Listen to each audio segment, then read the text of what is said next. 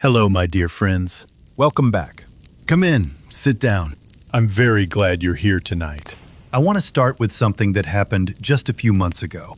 October 2025, the Louvre Museum in Paris was robbed. Not a small theft, a carefully planned heist that shocked France and made headlines around the world. Among the items stolen was a necklace, originally made by a small jewelry house in the late 1700s. A piece so historically significant that the French government had purchased it in 2004 for $4 million, just to keep it in the country. That necklace had been made by one jeweler, for one man, as a gift. And the story of how a modest craftsman's shop became the most important jewelry house in the history of France begins. Not with wealth or power or ambition, but with a dark night, a frightened young man, and a door that someone chose to open. Let me take you back to Paris in the 1790s. France is in chaos. The revolution has devoured its own children. The streets of Paris are dangerous and unpredictable, full of political violence. A wrong word, a wrong face in the wrong place. Any of these could cost a man everything. Marie-Etienne Nitot is a jeweler. He had trained as an apprentice to the personal jeweler of Queen Marie Antoinette, the finest training a craftsman in France could receive. He had opened his own small shop in 1780, built a quiet reputation for extraordinary work, and survived the revolution by keeping his head down and his hands busy. He was, by every account, a decent and humble man who believed that good work done honestly was its own reward. One night, a young man appeared at his door.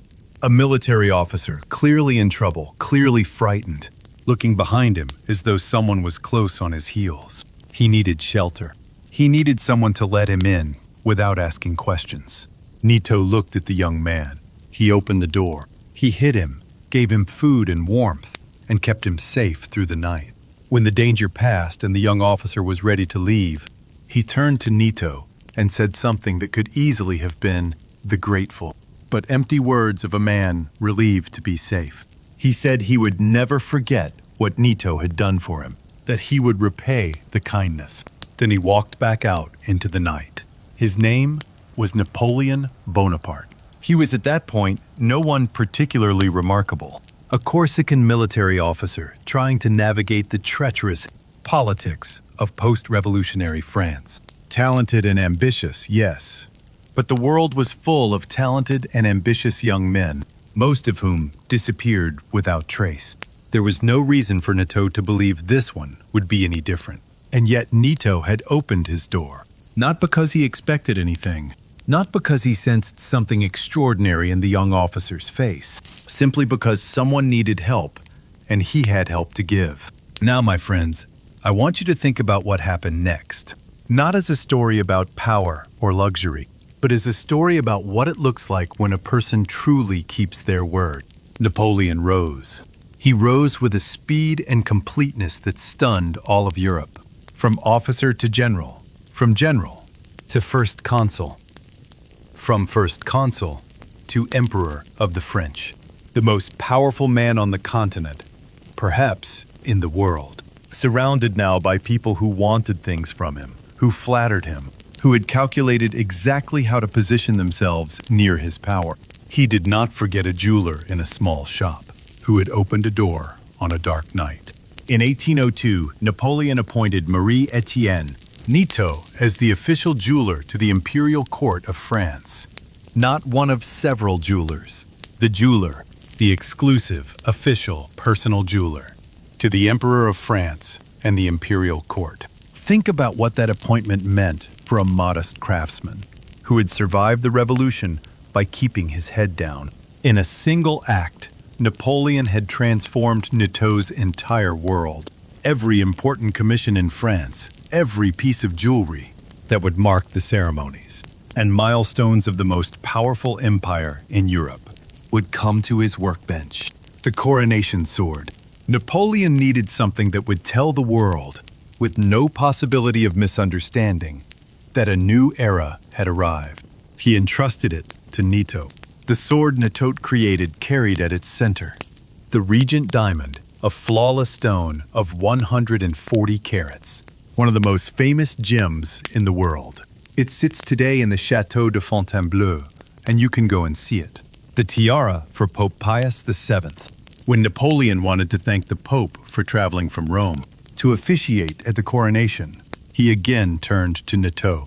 The tiara Nitot created for the Supreme Pontiff of the Catholic Church set, with thousands of precious stones, centered on a single emerald of over 400 carats, was presented to the Pope in 1805.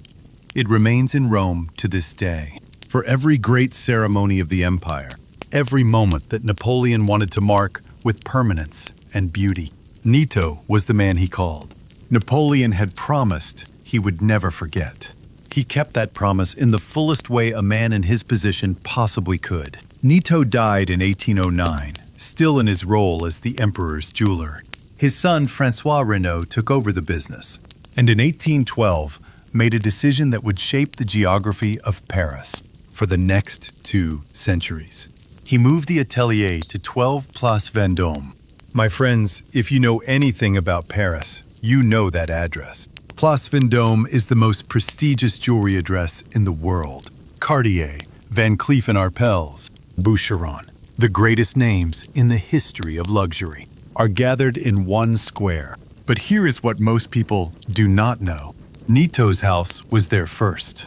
François Renaud Nitot was the very first jeweler to open on Place Vendôme. He did not follow the prestige of that address. He created it. Every jeweler that came after him came because he had already made it, the center of the jewelry world. The business passed through several hands across the following decades. In 1907, a man named Joseph Chaumet gave the house his name and made 12 Place Vendôme its permanent home. The building they occupy, incidentally, was once the apartment of Frédéric Chopin. The great composer spent his final days there and wrote his last mazurka in the room that is now Chaumet's Grand Salon. Some addresses seem to attract a certain kind of history. Today, Chaumet is one of the most celebrated jewelry houses in the world. 245 years of continuous history, tiaras worn by royalty, pieces in museums and the permanent collections of nations.